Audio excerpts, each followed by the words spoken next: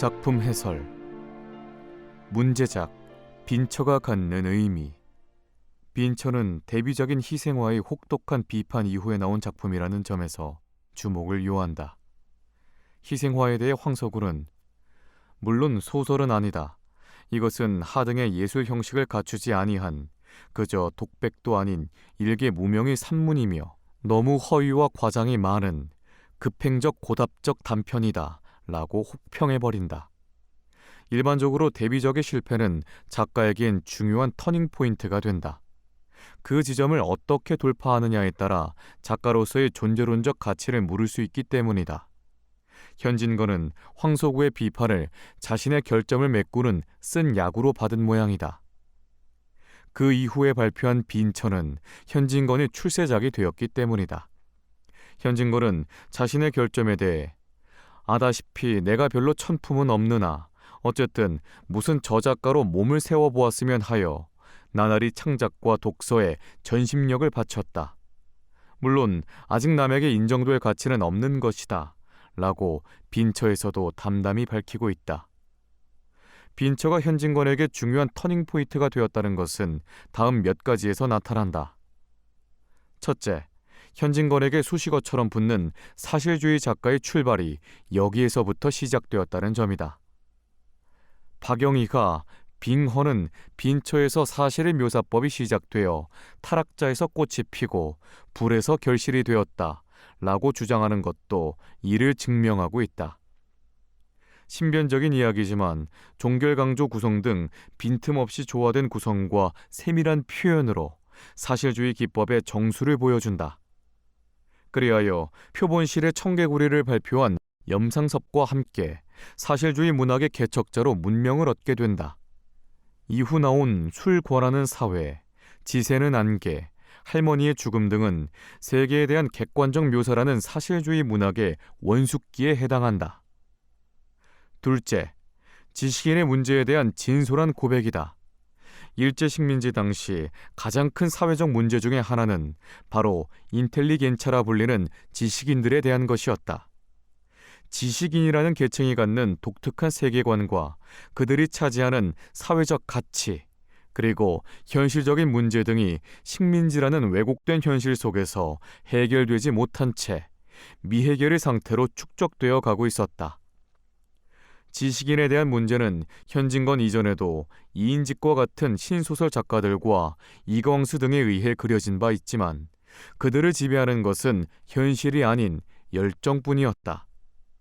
그래서 신소설이나 이광수의 무정의 지식인들은 모든 문제를 척척 해결할 수 있으리라는 열정으로 타오른다. 그러나 이러한 진취성은 현진건에 이르러 사라지고 오직 현실만이 부각되며 빈처가 그 첫 얼굴이 되는 것이다. 이처럼 지식인의 문제에 대한 진지한 문제의식과 객관적 묘사가 어울려 사실주의 문학의 진수를 이루고 있는 것이다. 현실적 깊이와 관념적 높이 간의 모순. 빈처는 개벽 1921년 1월 신년 증대호에 게재된 작품이다. 빈처의 남편은 술 권하는 사회, 타락자의 남편들과 함께 현진건의 자전적 요소를 지닌 작중인물이다. 빈처의 남편인 나는 20안팎의 작가지망생으로 기본적 생리 욕구를 충족시킬 물질적 바탕이 마련되지 못한 채 처가와 아내 덕으로 하루하루를 보낸다. 이 작품에서 핵을 이루는 것은 제목에서 알 수 있듯이 관념적 세계를 표상하는 나와 현실적 세계를 나타내는 가난한 아내와의 관계이다. 그러나 빈처의 중요성은 단순한 부부관계의 이야기를 통해 다소 추상적이나마 당대 식민지 사회의 구조적 모순을 노출시키고 있다는 점이다. 먼저 1920년대 당시 지식인의 모습이다. 나는 지식의 바닷물을 얻어 마시려고 16세 때 청운의 꿈을 안고 중국과 일본으로 유학의 길을 오른다. 하지만 금전의 탓으로 반거들충이가 되어 집으로 돌아와 지금은 보수 없는 독서와 가치 없는 창작으로 해가 지며 날이 새며 쌀이 있는지 나무가 있는지 망연케 하며 살고 있다. 오직 처가의 도움과 아내가 자신의 물건을 매일같이 전당포에 잡히는 것으로 연명하고 있을 뿐이다. 그러나 이러한 현실적 조건과 관계없이 나가 꿈꾸는 것은 저작가로 몸을 세우는 것이다. 지독한 가난 속에서도 그를 일으켜 세울 수 있었던 것은 바로 유토피아 지향 때문이다. 작가 지망생인 나에게 이러한 현실적 가난은 문제될 것이 없는 것처럼 보인다. 유명한 작가가 되는 순간 모든 문제는 해결되리라 믿고 있기 때문이다. 그래서 왼종일 쉬지 않고 공부에 전력을 다하고 있으며 취중에도 자신을 태운 인력거를 보며 그 인력거 삭슬 나를 주었으면 책 한 권을 사보련만 하는 생각을 한다. 이러한 나의 태도야말로 현실적 조건을 객관적으로 인식하지 못하는 관념적 인물이다. 이러한 지식인의 모습은 앞선 시대의 작품과는 낯선 모습이다.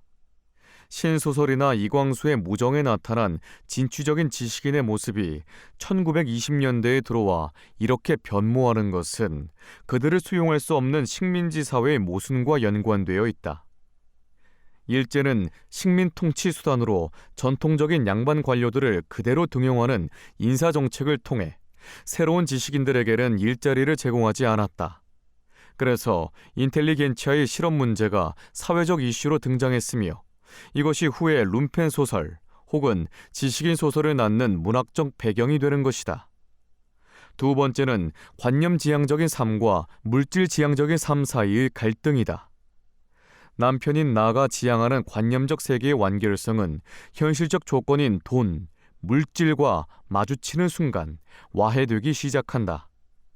남편의 정신세계는 비록 신문물을 익히기는 했으나 여전히 입신양명과 청빈을 강조하는 조선시대의 선비에 닿아 있다. 친척이자 은행원인 T의 등장으로 인해 아내의 현실적 욕구가 또다시 고개를 들자 남편은 대번에 막거리꾼한테나 시집을 갈 것이지 누가 내게 시집을 오랬어. 저 따위가 예술가의 처가 다 뭐야? 라고 고함을 지른다. 남편에게 지금의 가난은 저 조선시대 선비들의 그것처럼 부끄러움의 대상이 아니다. 유명한 문인이 되기만 하면 오히려 가난이야말로 자랑스럽게 내세울 수 있는 경력이 될 수 있기 때문이다.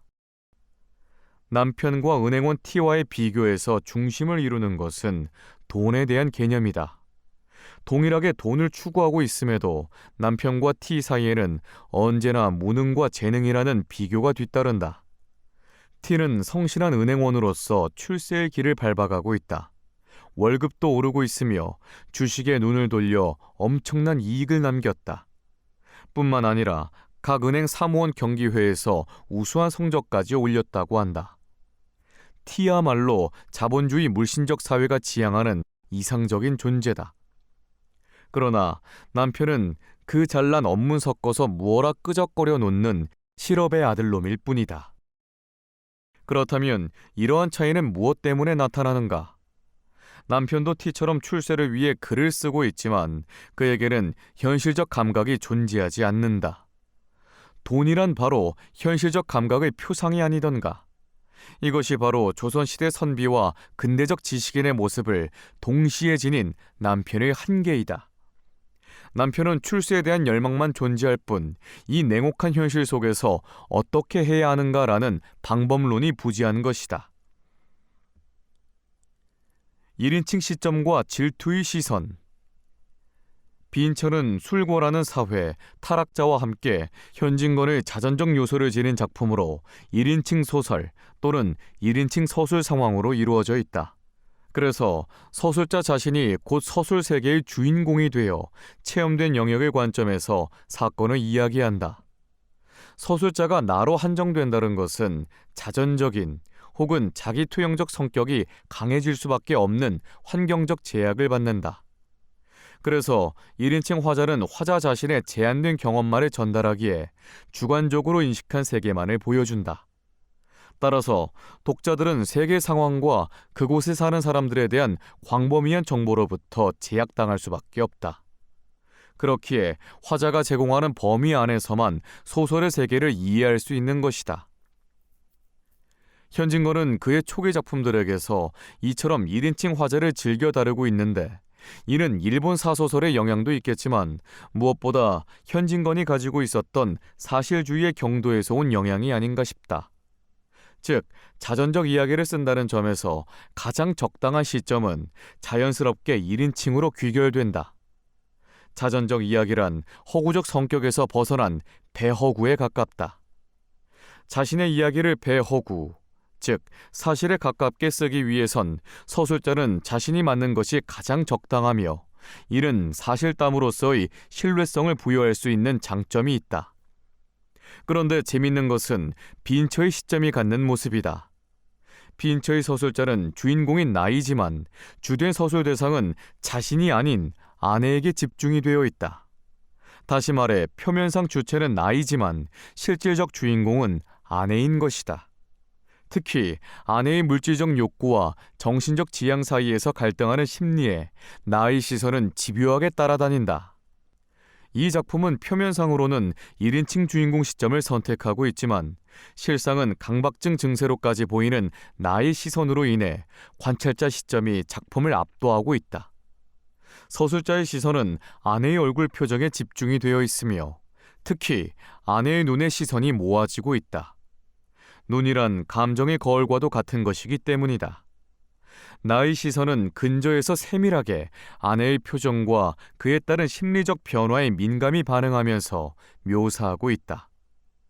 이재선 교수는 이 작품의 갈등을 물질과 정신적 지향 간의 갈등으로 보고 있는데 이러한 갈등을 표면화시키는 것은 다름 아닌 아내에 대한 의심이다.